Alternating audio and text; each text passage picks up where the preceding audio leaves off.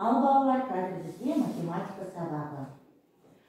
Сабағымызды бастамас бұрын екі шынды бір жалған әдісі арқылы өз өмірімізбен байланыстырып өтейік. Ал кім дайын? Айкөркем. Екі шындығым, мен оқушымын және жасым 10-да. Бір өтірігім, мен 2-ші сыныпта оқимын. Керемет. Қазақ. Екі шындығым, мен үйдің үлкенімін, мен сабақ оқимын, ал бір өтірігім, көп ұйықтаймын. Жақсы. Дәулет айта ол. Менің екі шындығым, атым Ердәлі, жасым 10-да. Ал бір өтірігім, мен полиция қызметкері жұмысымен жасаймын. Керемет. Аяулым. Менің екі шындығым, мен 4-ші сынып оқушысымын, және мен үйдің кенжесімін. Бір өтірігім, мен сабақтан кеш тараймын. Жақсы. Назым. Екі шындығым, мен оқушымын, мен қыз баламын. Жақсы. Бір өтірігім, мен мұғалім болып жұмыс жасаймын. Керемет. Мақсат. Екі шындығым, менің атым Мақсат, мен ақылдымын. Бір өтірігім, мен жүргізушімін. Жүргізуші болып жұмыс Жасаймын. Жақсы. Керемет. Бір өтірігім. Даяна. Екі шындығым, мен би билей аламын, мектепке ерте барамын.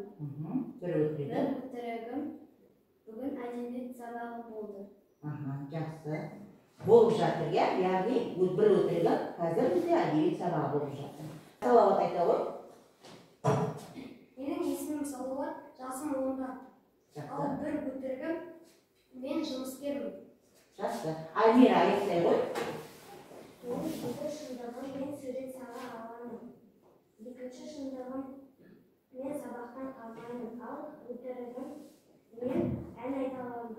Жақсы. Керемет балалар. Ал енді балалар топқа бөліне қояйық. Қағаздарын бір-бірден алып, өрнегімізді орындап, әр топқа бөліне қояйық. Келе қойыңыздар бір-бірден. Ала қойыңыздар. Дайынсыз бір артында. 9 мен 10-ның көбейтіндісі 90-ға тең. 90-ға тең, екінші топқа барады. 450 мен 5-дің бөліндісі 90-ға тең. 10 мен 5-дің көбейтіндісі 100-ге тең, үшінші топқа барады. 9 мен 10-ның бөліндісі 90-ға тең. Жақсы барады, үшінші топқа. 600 мен 6-ның бөліндісі 100-ге тең. 100-ге тең, үшінші топқа. 40 мен 2-ның Нешеге? 80-ден бірінші топқа келе ғой. 2800 мен 28-дің бөліндісі 100-ге тең. 100-ге тең, үшінші топқа барады. Соңғы ақырар. 28-дің бөліндісі 80-ге тең. 80-ге тең, бірінші топқа келе ғой. Дұрыс па, бұрыс па ойын ойнайық. Цифр арқылы дұрыс болса, бір цифрын көрсетесіздер, дұрыс емес жалған болса, 0 цифрын көрсетеміз. 7 санын 6 есе арттырып, 42 санын алдық. Дұрыс па, бұрыс па?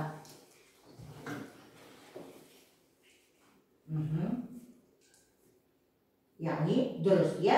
Жақсы. Келесі. 64-ті 8-ге бөлгенде 8 саны шықты.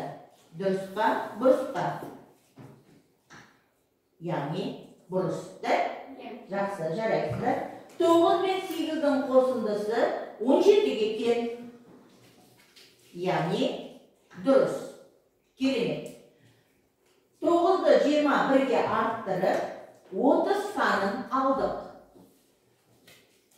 Яғни дұрыс. Тамаша. 9 мен 7-ның көбейтіндісі 81-ге тең. Дұрыс па, бұрыс па? Бұрыс. Керемет. 48 пен 6 сандарының бөліндісі 8-ге тең. Яғни дұрыс. Енді ең соңғы тапсырмамыз біздің азайғыш азайтқыштан кіші. Дұрыс па, бұрыс па? Бұрыс. Өте жақсы. Керемет балалар. Енді қараңыздар балалар. Осы тапсырманы сіздер орындап отырып, не түсініңдер? Яғни дұрыс, бұрыс екенін білдіңіздер. Солай ғой, иә? Сондықтан Бүгінгі біздің тақырыбымыз ақиқат пен жалған. Яғни ақиқат дегеніміз дұрыс деген пікір білдіреді, жалған деген пікіріміз бұрыс екенін білдіреді. Енді осыны біз есімізде сақтап алайық. Жалған немесе ақиқат екендігі туралы нақты айтуға болатын сөйлемді пікір деп атаймыз. Басқа кез келген сөйлем пікір бола алмайды. Яғни пікір міндетті түрде хабарлы сөйлем болып тиіс. Түсінікті ғой, балалар? Бірінші тапсырма бізде жұптық жұмыс болады. Яғни мен сіздерге семантикалық карта таратамын. Осы бойынша жұппен плюс белгісін қойып белгілейсіздер.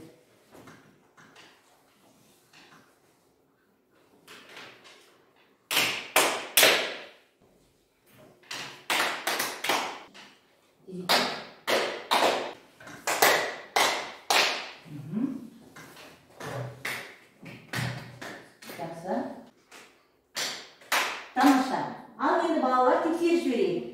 Плюс қойған белгілерімізді қарай қойыңдар. Жұлдызша қай жерде тұр, яғни ол дұрыс деген сөзге ақиқат, жалған және пікір емес. Қарай қойыңдар да тексере қойыңдар. Кесте бойынша тексеріп аламыз.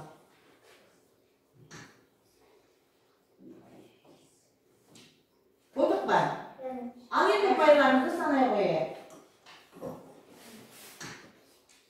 Яғни 12-9 ұпай жинасаңыздар, өте керемет. 8-6 ұпай жинасаңыздар, жақсы. 5-2 ұпай жинасаңыздар, қанағаттанарлық.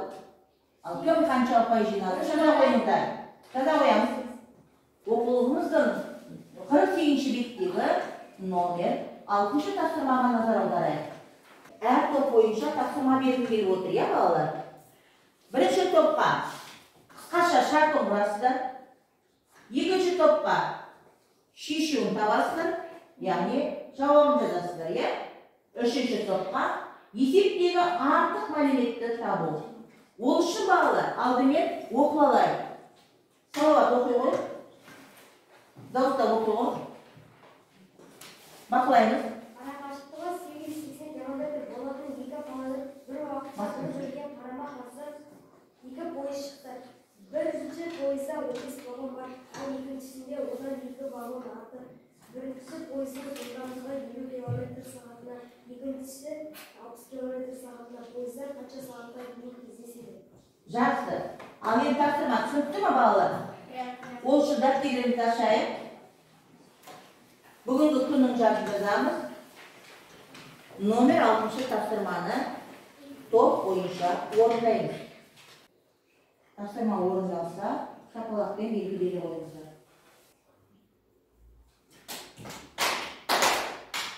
Жазамыз.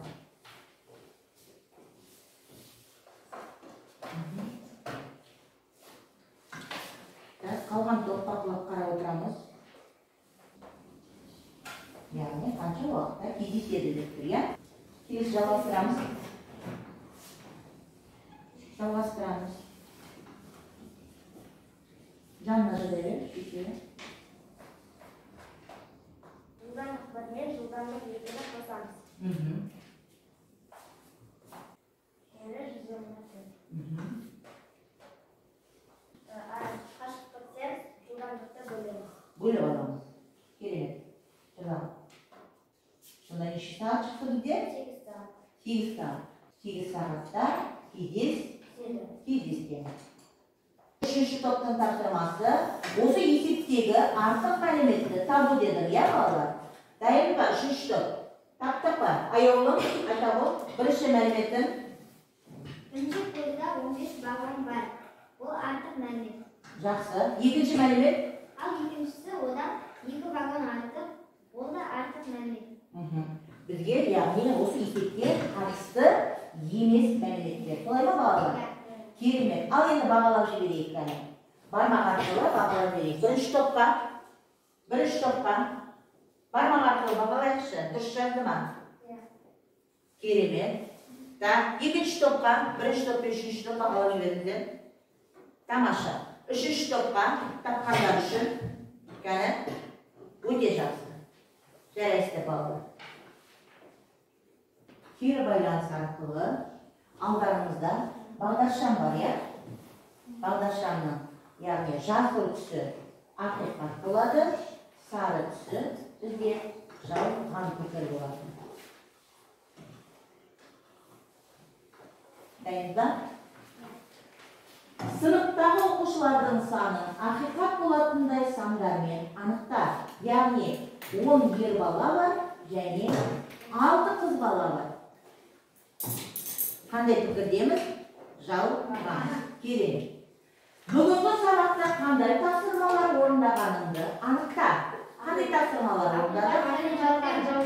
Ақиқат пен жалған. Тамаша.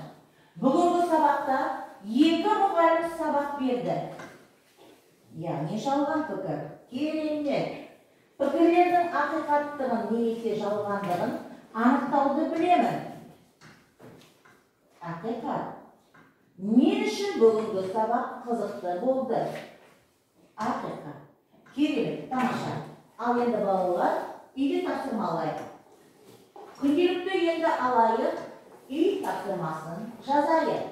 Математикадан алған білімді ұмытпай есте сақтайық. Яғни оқулықтағы номер 9 тапсырманы орындап келесіздер. 48-ші беттегі. Түсінікті ғой, балалар? Ал енді өз-өздеріңізді бағалап жіберейік. Бағалау терезесі арқылы стикерге өз пікірлеріңізді жазып, бүгінгі алған әсерлеріңізді жапсыра қойыңыздар. Бүгін сабақта не түсіндің? Қандай болды? Тез жапсыра беріңіздер.